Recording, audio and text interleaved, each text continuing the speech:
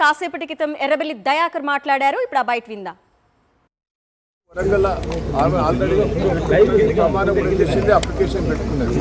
దాని మీద మేము మైపాత్ కలెక్టర్ పెట్టినాం, ఆర్డీఓ పెట్టినాం, కమిషనర్ పెట్టినాం, స్పందన లేదు. ఇవాళ కోర్టులో కూడా ఇస్తున్నాం, సుప్రీం కోర్టు, హైకోర్టు చేస్తున్నాం, వరంగల్ కోర్టు చేస్తున్నాం, మైపాత్ కోర్టు చేస్తున్నాం. అది ఎట్టయినా రిజెక్ట్ అవుతుంది. చట్ట విరుద్ధంగా ప్రయత్నం చేస్తున్నాం. మా వాళ్ళు ఒక్కరు కూడా పోయే పరిస్థితి లేదు. ఎన్ని ఇబ్బందులు పెట్టినా, ఎన్ని కష్టాలు పెట్టినా కేసీఆర్, టీఆర్ఎస్ దయన్ అనే దోరి మీదనే ఉన్నారు. ప్రాణాలకు తెగించేలా మాకు తొమ్మండులు ఉన్నారు. ప్రజలు గెలిపించారు మమ్మల్ని. కేసీఆర్ దయన్ మీద అభిమానంతో వాళ్ళు కష్టపడి గెలిచారు. వాళ్ళు ఎవరు కూడా పోయే పరిస్థితి లేదు. అందరు తప్పుడు ప్రచారం చేస్తున్నారు. ఎట్టి పరిస్థితుల్లో మెజార్టీ మేము గెలిచాం. చైర్మన్ సీట్ మాకు వస్తుంది, వైస్ చైర్మన్ సీట్ కూడా మాకే వస్తుంది. పెంబర్తి దగ్గర మిమ్మల్ని అడ్డుకున్నారు. వాళ్ళు పోలీసులతో కూడా పెట్టి ప్రయత్నం చేశారు. పాపం పోలీసులు కూడా వాళ్ళ దౌర్జన్యాలకు ఏం పెద్దగా లోబడి లేదు. అందరూ సహకరిస్తారు. ప్రజలు చూశారు. మమ్మల్ని ఒక గంట 10 నిమిషాలు ఆపితేనే ప్రజలు రెచ్చిపోతారు. ప్రజలు మా ఎంబడి ఉన్నారు. ప్రజలు మొత్తం కూడా చూశారు కదా. తొర్రూరు పట్టణ ప్రజలు ఇట్లా మేము మెజార్టీతో గెలిపించినాం, కావాలని వీళ్ళు చేస్తున్నారు. ఎంత చేసినా చైర్మన్ సీటు టీఆర్ఎస్ విన్నాము. ఖచ్చితంగా చైర్మన్ సీటు బీఆర్ఎస్కే అంటున్నారు. సో బీఆర్ఎస్ చాలా హోప్ పెట్టుకుంది ఈ సీటుకు సంబంధించి.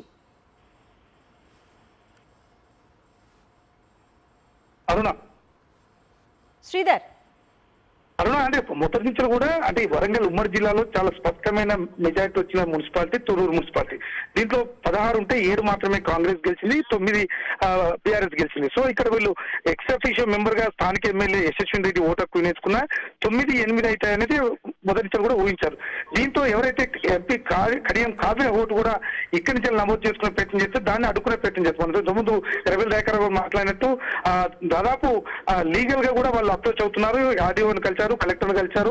ఆమె గతంలో 2025లో తన ఎక్స్ ఓటును వరంగల్ కార్పొరేషన్ వినియోగించుకున్న నేపథ్యంలో ఈసారి తొర్రూరులో వినియోగించుకునే అవకాశం లేదు అంటూ వాళ్ళు ఫిర్యాదు చేస్తున్నారు. అయితే దీన్ని ఎన్నికల అధికారులు ఇప్పుడైతే స్పష్టంగా ఎవరు మాట్లాడలేకపోతున్నారు. అయితే ఆమె ఓటు ఉంటే మాత్రం అప్పుడు 9-9 అవుతుంది. సో ఇది డ్రా అయ్యే అవకాశం ఉంటుంది. సో టై అయితే అప్పుడు చైర్మన్ పాస్ రూపంలో తీసుకుంటారు. సో ఏం జరగబోతుందని ఒక టెన్షన్ వాతావరణం ఉంది. దయాకర్ మాత్రం తప్పనిసరి అధికారంలో అంటే చైర్మన్ మేమే గెలిచాము, అధిక మెజారిటీ మాకే ఉంది, తప్పనిసరి చైర్మన్ మాకే వస్తుంది. ఏది ఏమైనప్పుడు కూడా అతను చెప్తున్న మాటలు చూస్తారు. తొర్రూరు ప్రజలంతా నా వైపు ఉన్నారు, గొడవలు జరుగుతాయి, తమకు అన్యాయం జరిగితే మాత్రం ఊరుకునే ప్రసక్తి లేదని చెప్తున్నారు. అంటే ఇది ఏ స్థాయి వరకు వెళ్తుందో కూడా మనం చూడొచ్చు. దాదాపు చాలా సీరియస్ గా మూమెంట్ అయితే ఇక్కడ కనిపిస్తున్నది.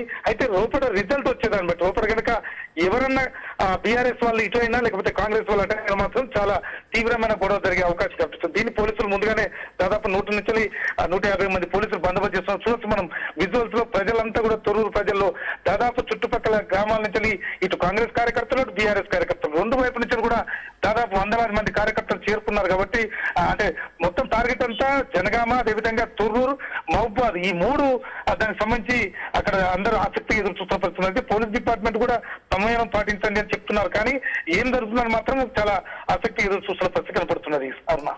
Okay Sridhar, thanks for the update.